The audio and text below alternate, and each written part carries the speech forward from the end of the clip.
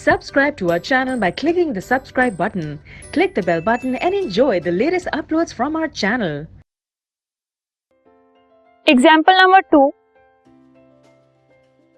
Show that the diagonals of a rhombus are perpendicular to each other. एक rhombus की जो diagonals हैं एक दूसरे के perpendicular होते हैं, मतलब एक दूसरे को 90 डिग्री पे कट करते हैं वो, ये हमें प्रूव करना है. Solution. Consider the rhombus ABCD. You know that AB is equal to BC is equal to CD is equal to DA. एक rhombus है हमारे पास ABCD, इसमें चारों साइड्स आपस में इक्वल है, ठीक है, क्योंकि rhombus की चारों साइड्स इक्वल होती है.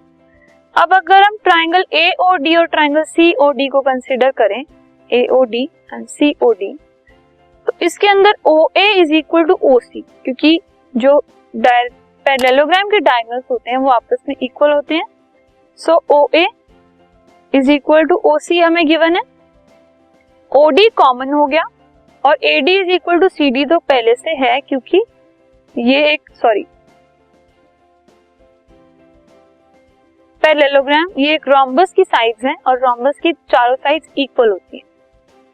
सो अल्टीमेटली ट्राइंगल AOD और triangle COD SSS congruence rule से इक्वल कॉन्ग्रुएंट प्रूव हो गए, और इससे हमें मिला कि AOD और COD CPCT से इक्वल हो गए, मतलब ये एंगल और ये एंगल आपस में इक्वल, और ये दोनों एंगल्स एक लीनियर पेयर भी बना रहे हैं, तो AOD प्लस COD 180 डिग्री भी हो गया. इससे हम कह सकते हैं twice AOD is 180 and AOD is 90. तो अगर बीच वाला एक एंगल 90 डिग्री का प्रूव हो गया, तो ये प्रूव हो गया कि रोम्बस के जो डायगोनल्स हैं वो आपस में परपेंडिकुलर है.